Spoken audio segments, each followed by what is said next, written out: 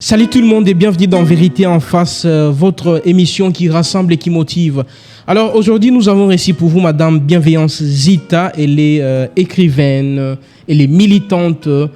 Alors bonjour Madame Bienveillance Zita. Bonjour Monsieur André. J'espère que vous allez bien. Je vais très bien, merci. Alors parle-nous un peu des œuvres. Vous avez écrit c'est des livres, l'amitié entre filles et garçons et la femme leader pour un leader, c'est-à-dire Je commence au premier. Oui, vous commencez avec le premier. L'amitié entre filles et garçons, c'est un essai. Je l'ai écrit quand j'étais encore très jeune, à l'âge de 17 ans.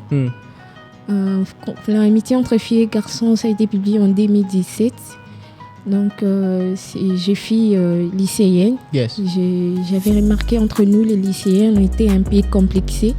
Alors, j'ai été inspirée d'écrire un petit article pour l'amitié entre filles et garçons, si c'est possible, parce que justement, question de respecter les barrières. Et le deuxième, c'est Femme leader pour un leader. C'est un livre que j'ai écrit avec beaucoup d'amour et beaucoup de maturité. Waouh, beaucoup d'amour, oui. C'est-à-dire En fait, j'ai beaucoup donné pour son succès. Et ça a été publié l'année passée, le 25 février 2023. Oui. Femme leader pour un leader, c'est le leadership de la femme face au leadership de l'homme.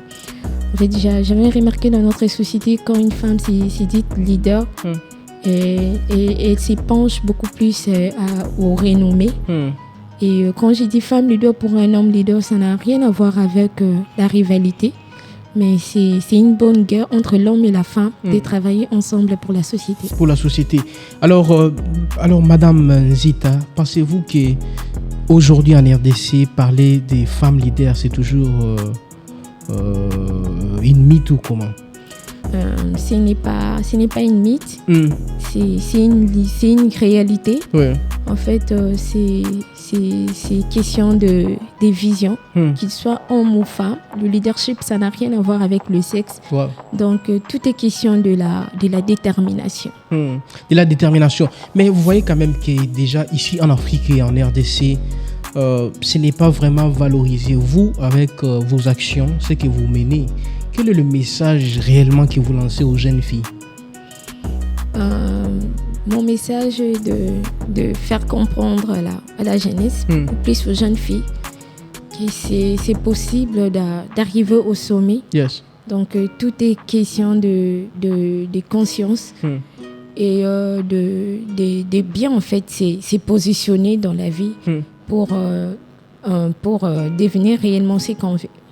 Alors, le 1er avril, ici, le président de la République, Félix Tshisekedi, a nommé Mme Judith Tuluka comme étant première ministre en RDC, et c'est pour une première fois. Qu'est-ce que ça vous a fait, vous, étant femme militante aussi? Déjà, c'est une fierté pour nous, pour les femmes congolaises en général, et en particulier pour nous, les femmes leaders, bien que je fais la politique sociale. Mais c'est là, ça nous valorise en tant que femmes, parce que nous remarquons dans notre pays, c'est beaucoup plus les hommes qui s'accaparent la tête du lion dans la prise de décision. Et nous les remarquons même dans les sociétés, les entreprises, les ONG, ce sont plus les hommes. Et la femme, elle se met beaucoup plus en arrière. Et donc, c'est vraiment une fierté pour nous. Et nous soutenons Madame Judith pour sa renommée. Mais quand même, ce n'est pas une tâche facile, mais Madame Zita. Est-ce que pensez-vous réellement qu'elle va réussir? Bien évidemment.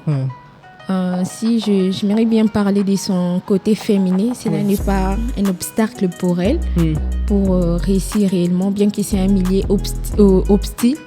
Elle est plus entourée d'hommes que de femmes. Mais cela n'est pas un obstacle d'arriver au sommet. Elle a notre soutien. Elle a votre soutien, vraiment. C'est pas facile. Alors, on va déjà chuter. Et quel est le message que vous voulez lancer à nos jeunes filles, surtout, qui nous suivent en ces moments? À la jeunesse congolaise, étant fondatrice d'une structure, salon de femmes qui vise sur l'épanouissement de la jeune fille. Au nom de toutes ces femmes fortes, battantes, je viens encore pour vous encourager de ne pas baisser le bras, peu importe les circonstances, peu importe la réalité. Tout est question de vision, tout est question de volonté, tout est question de courage. Nous sommes dans une terre bénie. La RDC, c'est un pays béni. Donc, les opportunités, nous les retrouvons partout. Donc, c'est justement question de prendre l'engagement et de devenir réellement la personne qu'on veut être. Merci beaucoup, Madame Zita. Alors, nous sommes déjà arrivés à la fin de ces podcasts Vérité en face qui célèbre la créativité, le leadership et l'impact positif de la jeunesse d'aujourd'hui. Rendez-vous la semaine prochaine. Merci beaucoup.